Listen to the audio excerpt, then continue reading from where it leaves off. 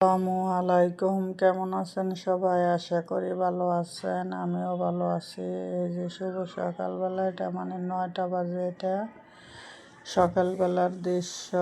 আজকে একটু শীত কম। তো এই যে আমি আজকে বিকেলবেলা পাকোড়া বানাবো। এই যে পাতাকপি আমি চিকন করে কাটটা লবণ দিয়ে মাখায় রাইখা দিয়েছিলাম আমি 10 মিনিট। আর এইখানে হইলো চিংড়ি মাছ, ছোট ছোট চিংড়ি মাছ, সাগরের চিংড়ি মাছ দিয়ে পাতাকপি দিয়ে আমি পাকোড়া বানাবো আজকে। তো সেটাই আপনাদের মাঝে শেয়ার করব। তো এখানে আমি পেঁয়াজ, কাঁচামরিচ, ধনেপাতা কাটতে নিছি। তো এগুলো সব একসাথে দিয়ে দিলাম। আর আমি পাতাকপিটাকে যে লবণ দিয়ে মাখায় রাখছিলাম, তারপরে অনেকগুলো পানি উঠছে। তো আমি ওইটি চিপা তারপরে পানিগুলো ফালাই দিছি, দিয়ে তারপরে আমি এইখানে নিলাম।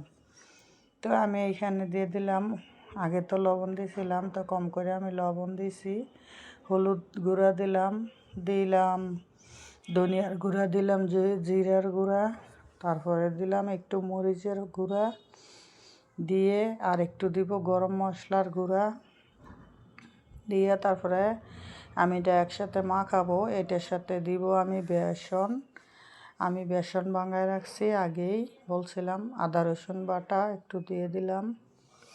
তো এখন আগে আমি এটা কষলাইয়া মাখাইয়া নিব, তারপরে আমি করবো। আর এটা চিংড়ি মাছটা আপনার বাটা লাগবে না, এটা না বাইটে আমি আস্ত চিংড়ি মাছটা দিছি। এটা কষলানোর সাথে এটা একদমই ফিনিশ হয়ে গেছে। তা আমি একটু বেশি করে মাখাইছি। সবসময় তো করা যায় না, একটু বানানো থাকলে মানে মাখানো থাকলে পরে আবার বড়া বানায় খাওয়া যায়, মানে পাকোড়া আর কি। তো এখন আমি দিয়ে দিতেছি বেসন। এইখানে এটা কষলানোর পর অনেক পানি পানি হয়েছে।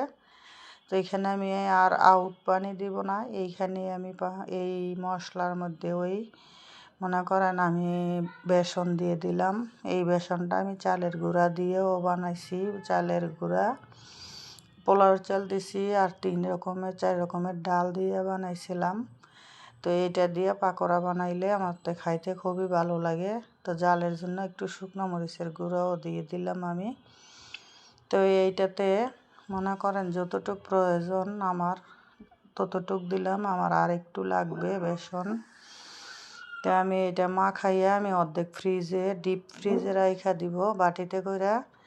আবার যখন আমি ভাজবো তখন আমি আধা ঘন্টা আগে বাটিটা বাইর করে রাখলে ওইটা আবার নরম হবে, তখন আবার আমি পাকোড়া ভাজবো। যেমন আমরা ডালের বড়া যেরকম বানাই, ডাল ধরেন ব্লেন্ডার করে যখন ফ্রিজে রাইখা দেই আমরা, তখন আবার পরে বার করে বড়া বানাই। সেরকমই আমি এটা মাখাইছি পাতাকপি দিয়ে অনেকটা। আর চিংড়ি মাছও দিয়েছি। এইখানে আমি অর্ধেকটা উঠায় রাইখা দিব, আর অর্ধেকটা বানাবো আজকে। এতগুলা বানাইলে খানা হবে না। আর একসাথে এরকম মনে করেন সব সময় একটা জিনিস করা হয় না, এরকম মাখানো থাকলে একটা মেহমান আসলে নামাইয়া দেওয়া যায়। তা আমি আজকে আমাদের ঘরের জন্য আমি এই যে এতটুক বানাবো মানে ভাজবো, মাখায় রাইখা দিলাম আমি।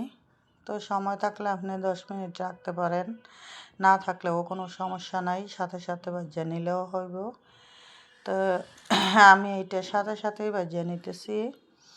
তো এই যে দিয়ে দিছি আমি তেলটা গরম হলে তারপরে পাতলা পাতলা করে আমি হাতেই পাকোড়ার সিস্টেম বানায়া আমি এইখানে ভাজবো। তো এইখানে তবুও আমাদের এখন সবার হবে এরকমভাবে আমি বানাইতেছি।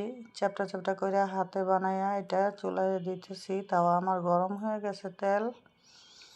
তো এখন আমি দিয়ে দিলাম, সব কটা দিয়ে দিব একটা একটা করে। তারপরে হইলে মানে মাঝারি আছে এটা ভাজবো। এই চুলাতে এমনিও গ্যাস ছিল কম, তো আমার আর চুলা কমান লাগে নাই, মাঝারি আছে। যদি বেশি গ্যাস থাকে তাহলে মাঝারি আছে আপনি ভাজতে পারেন, বা আর একটু কমাইয়া ভাজলে আরও সুন্দর হয়। মানে পাতাকপি দেওয়া তো, এটা চুলা একটু কমাইয়া ভাজলেই মচমচা হয়, খাইতেও সেরকম মজা লাগে। আর সস থাকলে তো কথাই নাই, সস দিয়ে খাইলে আরও বেশি ভালো লাগে। তো এই যে আমি একটা একটা করে দিয়ে দিতেছি। এখানে তো আমার এগুলো দেওয়া এখন শেষ, আর 2বারে ভাজবো আমি। এই যে এখন দিয়ে দিলাম এগুলা, একটু নিচের পাটটা ভালোভাবে হইলে তারপরে আমি উল্টাবো। এখন হয়ে গেছে নিচের পাট, এখন আমি উল্টাই নিতেছি। তো এইভাবে পাতলা পাতলা করে দিলে মনে করেন চুলার গ্যাসটাও একটু কম থাকলে মচমচা হয়। তা আমি এইভাবে করি, এই জন্য আপনাদেরকেও এইভাবে শেয়ার করলাম। আর এইভাবে একবার পাকোড়া বানায় খাইয়া দেখবেন। পাতাকপি দিয়ে তো বানানো যায়, তার সাথে যদি চিংড়ি মাছ দেওয়া যায় তাহলে আর কিছুই লাগে না। আপনি এই পাকোড়া খাইয়েই থাকতে পারবেন, আপনার আর ভাত খাওয়া লাগবে না। আমি বানাইছি, আমার কাছে খুবই মজা লাগছে। এরকম দেখি মার্কেটে গেলে চিংড়ি মাছ দিয়ে একটু হালকা পাতলা চিংড়ি মাছ উপরে দিয়ে দিয়ে বড়া পেঁয়াজু বানায় বানায় বিক্রি করে, মানে পাকোড়া খাইতে সেরকম স্বাদ লাগে। আর সাথে যদি একটু বিট লবণ দিয়ে মাখান, আমিও বিট লবণ একটু দিছিলাম। এই যে আমার পাকোড়াগুলো হয়ে গেছে। তো বেশি পুড়ে গেলে আবার ভালো লাগে না, পোড়া পোড়া আবার বেশি ভালো লাগে না। আমি এই কমায় কমায় চুলা ভাজছি, তো আমি একদমই পোড়া পোড়া করি নাই। বেশি পুড়ে গেলে তিতা তিতা লাগে আবার পাকোড়া।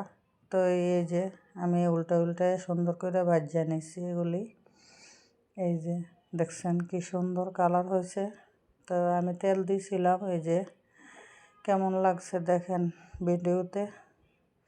সবাই ভালো থাকবেন, এরকম বানায় খাইবেন, আমার জন্য দোয়া করবেন। আল্লাহ হাফেজ।